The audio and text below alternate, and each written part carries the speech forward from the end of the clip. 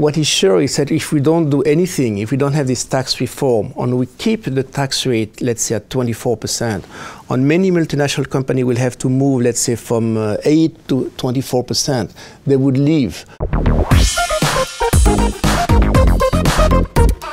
So Philippe, tax-wise, Switzerland is very attractive for foreign companies. So why are we seeing this third corporate tax return in Switzerland? You know, this was basically required by our neighbors, the European Union, as well as by the OECD. And isn't Switzerland an independent company, so the need for the European Union seems a little bit different? No, Switzerland is an independent country, but still we cannot ignore what our main business partners think, because we are a country which is very open and we export a lot. So why did the EU require Switzerland to adapt this tax system? In Switzerland, we have a tax system which is based on two elements at least. One element is location. Every canton has a different tax rate. And then in every canton you have different tax rates based on the activity. If you're a normal company, I would say fully local, in this case you have to pay the ordinary tax rate. In Geneva, more or less 24. If you are a very international company, in this case, you pay the mixed tax rate. It's about 11.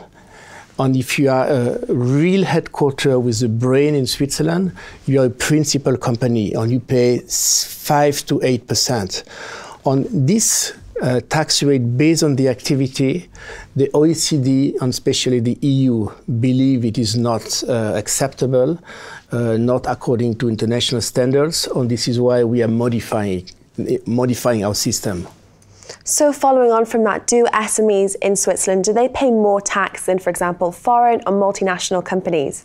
It is not exact to phrase it this way, because you can have an SME which is very international, and in this case they will pay the mixed tax rate or even the principal tax rate. But it is true that most SME are local and pay the ordinary tax rate. So what are the main elements of this corporate tax law? So the new corporate tax reform, I would say three key elements. One element, we will get rid of the special tax regime. The three I mentioned, they're actually 5, but I mentioned 3. The second point is that the ordinary tax rate will go down. For instance, in Geneva, it will go from 24% to 13%. It is not part of the corporate tax reform, but it comes together. And the third part is that it will be possible to give some new incentives, like a patent box. You will have to pay less taxes if you make profit based on patent and so on. So with all your experience, do you think that this reform is good? I think the reform is good for 2 reasons, because it keeps the attractiveness of Switzerland. And another point is that it is accepted nationally, but also internationally. So when will this corporate tax reform, when will it be implemented? Okay, we had the parliament which debated about it, and last year in summer they took a decision.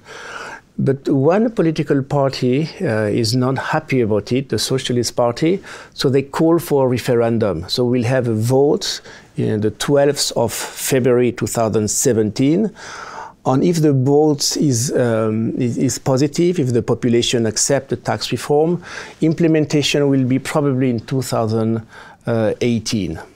And why is the Socialist Party having this discontent with the reform? Okay, the Socialist Party is discontent for 2 reasons. The first reason, they say that this is a gift for multinational companies. I cannot agree with this at all, because if a multinational company will have to pay more taxes, which is the case, it cannot be called a gift. The second reason, they say that there will be less money for the state, less tax money, on some social activity will need to be reduced. Here, probably it's more difficult to have an evaluation. On a short-term basis, it's sure there will be less tax money for the state, because the tax rate in average will go down for companies. On a mid-term basis, probably the state will have more money because it will boost the economy. But what is sure is that if we don't do anything, if we don't have this tax reform, and we keep the tax rate, let's say, at 24%, and many multinational companies will have to move, let's say, from 8 to 24%, they would leave. And in this case, for sure, there will be much, much less money for the state and much less employment. And as you did say, it's not a gift for multinational companies. So is there any chance that if this reform is implemented, these multinational companies will actually leave Switzerland? I mean, this is a key question. So as you said, that the multinational company, in average, will have to pay more, sometimes a lot more taxes. And I talk every day to head of multinational companies in Switzerland. And my answer is probably not. They may reduce a little bit the staff, not only because of taxation, but also because of the strong franc. But I'm quite sure that the majority, they would not leave Switzerland, and partly because the main attractiveness of Switzerland is not low taxes, but many, many other reasons. And will this create a distortion for companies? Okay. In this new corporate tax reform, we have some new incentive like patent box, like super deductibility of R&D, like notional interest deductions.